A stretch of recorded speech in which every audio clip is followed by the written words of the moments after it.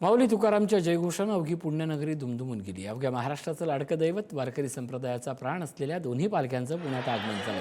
संत शिरोमणी ज्ञानेश्वर माऊली आणि जगद्गुरू संत तुकाराम महाराज या दोन्ही संतांच्या पालख्यांचं पुणेकरांनी अतिशय अभूतपूर्व दिमागदार आणि तितक्याच भक्तिमय वातावरणात स्वागत केलं। याची लेही याची डोळा पाहावा असा हा डोळे दिपवणारा सोहळा पुणेकरांनी आज जन्मभरला।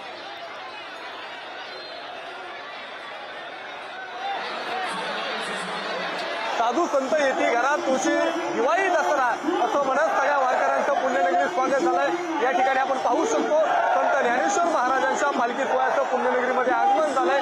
काही वेळापूर्वी संत तुकाराम महाराजांच्या पालखी सोहळ्याचं सुद्धा पुण्यनगरीमध्ये आगमन झालंय। संगमवाडी या ठिकाणी दोन्ही पालखी सोहळ्यांचा संगम झालाय। हे सगळे लाखो वारकरी या ठिकाणी एकत्र वाट चालताना आपल्याला पाहायला मिळत आहेत। ते दृश्य आपण पाहू शकतो। संत श्रेष्ठ ज्ञानेश्वर महाराजांच्या पालखी सोहळ्याचं भव्य दिव्य स्वागत या ठिकाणी पुण्यनगरीमध्ये होत आहे। संगम ऐतिहासिक क्षण अनुभवण्यासाठी सर्व पुणेकर या ठिकाणी उपस्थित राहत असतात, कारण या ठिकाणी दोनही पालखी सोहळ्यांचं भव्य असं स्वागत होत असताना इथून ही वारीची वाट एकत्र हडपसरपर्यंत हे सगळे वारकरी चालताना पाहायला मिळतात। हे दृश्य आपण पाहतोय।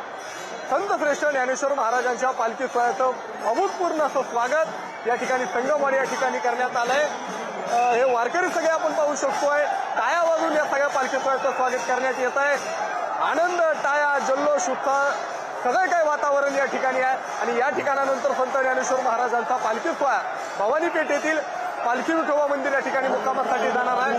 तर जगद्गुरू संत तुकाराम महाराजांचा पालखी सोहळा मुरुंगा विठ्ठल मंदिर नानापेठ या ठिकाणी मुक्कामासाठी जाणार आहे। ते दृश्य आपण पाहतोय। संत ज्ञानेश्वर महाराजांचा पालखी सोहळा हा सगळ्या सोहळा याची डोळा अनुभवण्यासाठी लाखो पुणेकरांनी या ठिकाणी गर्दी केलेली पाहायला मिळते। हे सगळे पुणेकर आणि यासोबतच वारकरी भव्य असं पुष्पवृष्टीच्या माध्यमातून या ठिकाणी पालखी सोहळ्याचं स्वागत झालंय। आणि हा सगळा वारीचा सोहळा 2 दिवसांसाठी पुण्यामध्ये मुक्कामी असणार आहे। कॅमेरा पर्सन सतीश कदम यांच्यासह निलेश जगताप, पुढारी न्यूज, पुणे।